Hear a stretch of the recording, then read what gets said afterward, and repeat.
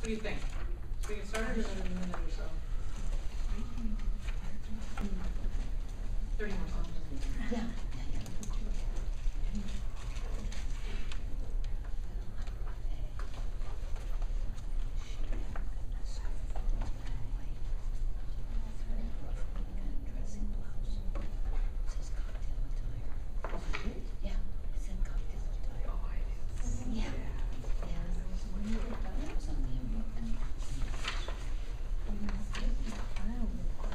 Okay, I think we'll get started. If folks mostly answer, probably fine. I am not unaware that we're getting started very late, and what I will try to do is to actually still get you out of here at 3 o'clock, on the assumption that people are just getting tired, and as fascinating as I'm sure you're going to find all of this, probably a break is just as important as anything. So we'll maybe cut short a couple of the things that I was going to talk about. We'll just see how it goes. But I'll try to actually be done about it, and I think that will work. So I'm Sue Flickinger from Maryland. I've been associated with MBB for about a year now, not very long. So the Congress in DC was the first one that I went to. And one of the things that happened there, which has worked out very nicely for me, is that I started to talk with a couple of folks there about what MBB was doing around the area of monitoring and evaluation. It's an interest of mine. I have a little bit of experience in it. And so I was wondering, so what's MBB doing? And pretty much found out that MBB wasn't doing anything at all with monitoring and evaluation. Not because they didn't think it was important, but just because they were doing about 60 bajillion other things. And this was one of the things that simply hadn't happened yet. So there wasn't opposition to it, it just hadn't happened. As a result of my having that conversation, this is how it always works, right? They came back to me and said, hey, do you want to do it? So within a few months, I became the chair of the Monitoring and Evaluation Committee, which actually is fine. It's a topic that I'm really interested in. I happen to think it's completely critical to the work that MBB is doing. And it gives me a chance to work with it and do something with it. So it's kind of a win-win. They get something they wanted, and I get to work with this topic for an organization, which is also fun. So that's a little bit about my background. Other than this piece, I've been working as a consultant for the past 3 or 4 years, working with nonprofits, doing sort of organizational development kinds of things, strategic planning, meeting facilitation, some project evaluation, and about to be out of this stuff. So that's a little bit about my background. What I'd like to do is now find out who's in the room, and I'm going to skip the name thing. I hope you'll forgive me about that. But what I'm more interested in is sort of backgrounds and who you are. So just a few questions. How many is this your first MBB conference? Wow, cool, okay. Are any of you connected to, involved with any of the current projects that are going on at all? Yeah, Rhonda is, of course, right. Okay. What was my other question? Oh, do any of you have any kind of background experience with monitoring and evaluation of any kind? So a few folks do, good. Okay, so this won't be completely new stuff, and to at least some of you. Not that that matters. What I really want to do is to begin this. What we're going to do for the first little bit is sort of draw out from you both what it is that you think about it when you hear it. We'll get to that in a second. And also to try to make the point that actually you do it all of the time. That this is a skill that all of us use pretty much consistently in our daily lives. And part of what happens with calling it monitoring and evaluation is that we're bringing it out of that sort of almost subconscious or unconscious, and we're putting it out on the table and saying, hey folks, let's really pay attention to this purposefully, because we can do other things with it if we're being really purposeful about it. So those are the first couple of things I'm going to start with. So the first thing is, I find that it's pretty important to get at people's sort of assumptions and beliefs and attitudes about what it is that we're talking about, because those color how we approach something, what it is that we do. So the question is, what is a word or a phrase that comes to mind when you hear monitoring and evaluation? Or you hear, hey, every project has to have that kind of a thing? Well, in my territory, it is, I only have time to do the work. I don't possibly have time to do the evaluation, monitor and evaluate. Okay. What else? Yeah. I think it's really difficult to monitor and evaluate something as scary adversary sometimes of people's wishes going forward. I mean, they're not specific enough, they're not, it's too general, you know what I mean?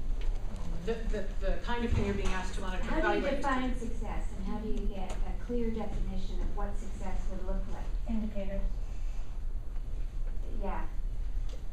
Around relationship kind of issues, that kind of thing. I think there's a lot of motherhood that goes on, but I think it's far more difficult to be specific enough to engage in effective evaluation. Okay. Those we haven't heard from, topics, words, phrases, yeah. If you do not set the success metrics in the beginning of a project, then monitoring and evaluation will be very hard to do. Because you don't know what you're working towards. Okay. Which what? You don't know, what's the last thing you said? If you don't know what the success metrics are, don't set them in the beginning, then monitoring and evaluation will be very hard to do. Okay. Yeah. One of the things is when there are other efforts at improvement, how do you know the specific improvement is due to what efforts? Talked about in the field as attribution. Yes. How do you know you did? Yeah. Most of the time you don't. I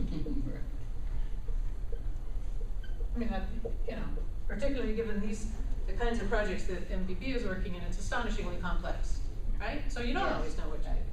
Right. Well, for me in my work, it's always been a requirement for donors. So, and tying into what, I don't know, this woman was saying, but indicators, like how do you know how many people you're gonna actually impact and in what way? I'll put down indicators for you that don't know what that is. Indicators are essentially this is how I think of it, they're sort of the specific markers. So it's, if you're trying to get people to understand a mediation process, for example, an indicator would be the number of people, at the end of my project, the number of people who understand mediation. That would be an indicator, right? It's something that you can really sort of focus in at and say, hey, that I can look at and do something about. That's, an indicator is sort of the agreed upon term, that indication, right? That's the agreed upon term. Yeah? The analogy that comes to my mind is like drug monitoring. So what the thought that comes to my mind is that monitoring is something that we need to do continuously and evaluation periodic. Okay.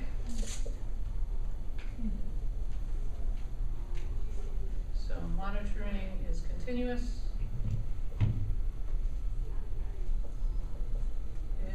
Evaluation is periodic.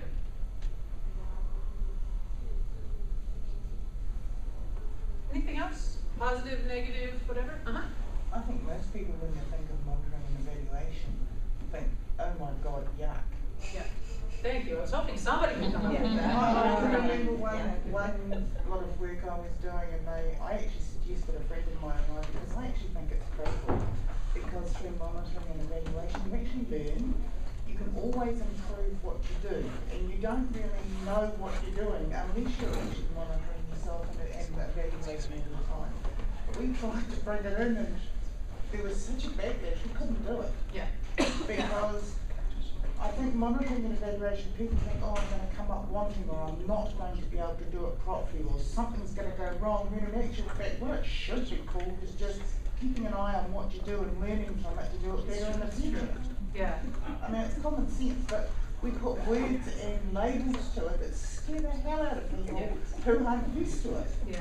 Yeah. It's it becomes almost a test, right? And you'll either fail or pass it, and nobody wants to fail. So that's it. Right. Yeah. Piggybacking on that, I was thinking, like in what I do, I try to remove my ego to hear the evaluation so that I know how to improve what I do the next time. So leads to learning. Is that a fair way of saying? I didn't hear what you said. Leads to learning? Okay. Yeah. Or is that, am I missing a piece that's important? No, what I was saying is trying to step aside your ego. That's, Don't take it personally. Yeah. Yeah. Take it as a learning. yeah. So evaluation is like getting your report card. Yeah, fine tuning. Well, yeah, except that For anybody who didn't do good in report cards, that's a negative kind of. Exactly, exactly. It can be good or bad. Anything else? So, yeah, well, I think in terms of what she said, don't take it personally, but use, Okay. but take Sorry, advantage of good the point. learning, Yes, so yes, yes, that's the thanks. other part.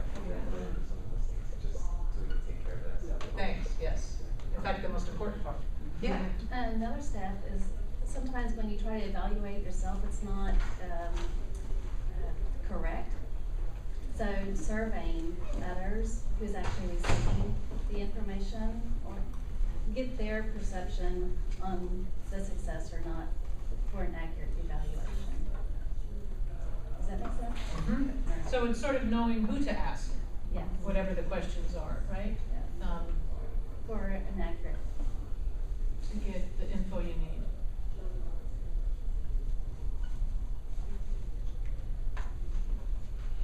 Good. Yeah. There's something around the limitations of it, that there's like, the donors have a certain way of doing it, and you have to fill in the right little boxes, and, I just spent 2 days working on the Yeah. USAID form, and Absolutely. getting everything in the right places, and there's like a limitation that's very, so many of the indicators are so quantitatively based, where your results and your impact is really in a qualitative, but it takes so much to justify and establish your qualitative measures that it's, Right. so there's like a limitation, something around there that's. Or there's a grid that has to be filled out a certain way, and maybe that's not how you think about Mhm. whatever the project might be. Yeah. Anything else? Last minute things? Yeah.